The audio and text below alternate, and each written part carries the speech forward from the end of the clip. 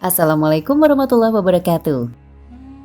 Setelah Bani Israel ditinggal sangat lama dengan kematian Nabi Sulaiman, Allah kemudian mengutus Nabi Yesaya atau Isaiah. Ketika beliau diutus, Bani Israel pun tengah dipimpin oleh seorang raja yang saleh, Hizkia. Itulah salah satu masa kedamaian bangsa Yahudi di Yerusalem. Yesaya hadir memberikan nasihat kepada mereka. Ia juga menjadi penasihat bagi Hizkia, memberikan saran baik maupun melarang hal buruk bagi kerajaan Yahudi. Sang Nabiullah pula yang mengambil keputusan segala urusan bagi Bani Israel. Suatu hari Raja Hizkia ditimpa sebuah penyakit. Kakinya terkena infeksi yang berat sangat. Kematian sudah ada di hadapannya.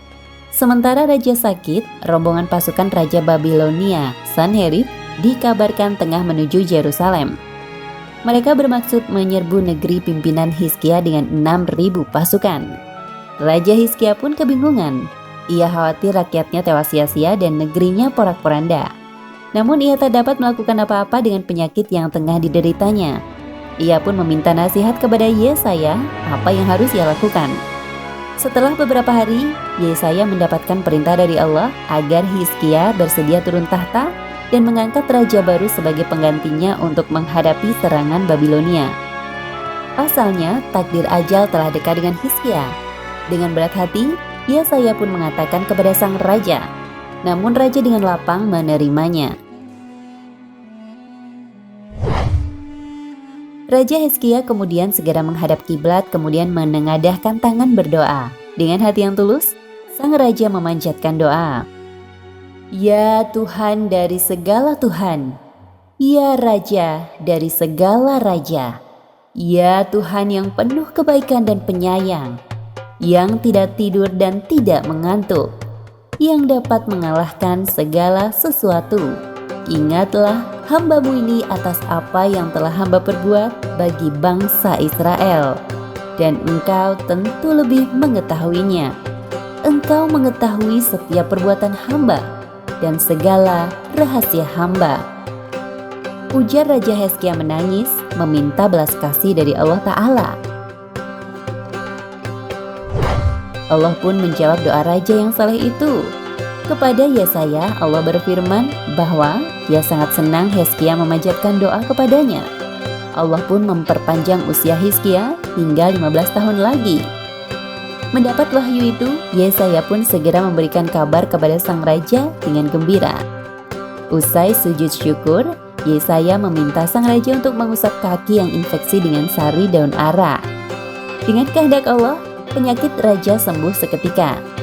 Tak hanya menyembuhkan penyakit raja, Allah pun menolong Bani Israel dengan mengalahkan tentara Sanherib. Tiba-tiba di pagi hari, seluruh pasukan mati tergeletak, kecuali sang raja Sanherib dan kelima tangan kanannya, termasuk Nebukadnezar. Mereka dibelenggu selama 70 hari, kemudian dipulangkan ke Babilonia. Saat kembali, Raja Sanherib pun menanyakan hal aneh yang terjadi pada mereka. Para tukang sihir negeri itu pun mengatakan kepadanya, "Kami bercerita tentang Tuhan dan Nabi mereka, tapi Anda tidak pernah mendengarkan kami.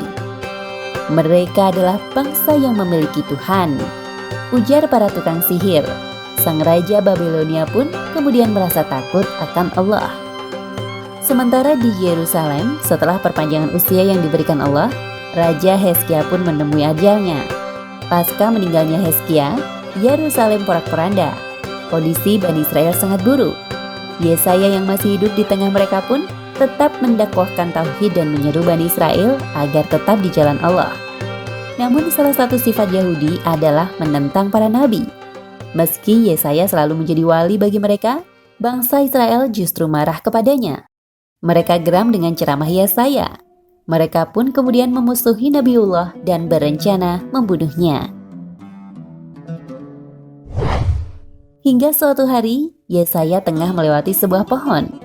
Sementara Bani Israel mengejarnya untuk membunuhnya. Lalu tiba-tiba pohon yang dilewati sang utusan Allah itu terbuka. Yesaya pun masuk dan berlindung di dalam pohon. Namun syaitan melihat Yesaya masuk ke dalam pohon. Syaitan pun kemudian membuat jubah sang nabi terjepit, sehingga terlihat oleh Bani Israel. Melihatnya, Bani Israel pun segera mengambil gergaji, kemudian menggergaji pohon itu. Yesaya pun wafat dibunuh oleh umatnya sendiri. Kisah Nabi Yesaya tersebut tak tercantum dalam Al-Quran, pun tak dikabarkan oleh Rasulullah. Dalam ajaran Islam, nama Yesaya juga tak termasuk dalam nama 25 nabi yang harus diketahui. Hanya saja Ibnu Katsir memasukkan kisah Yesaya tersebut dalam kitabnya Qososul Anbiya. Nabi Yesaya merupakan nabi yang muncul sebelum era Nabi Zakaria dan Yahya. Beliau bahkan salah satu nabi yang bernubuat mengenai Nabi Isa dan Nabi Muhammad Rasulullah. Wallahualam bishawab.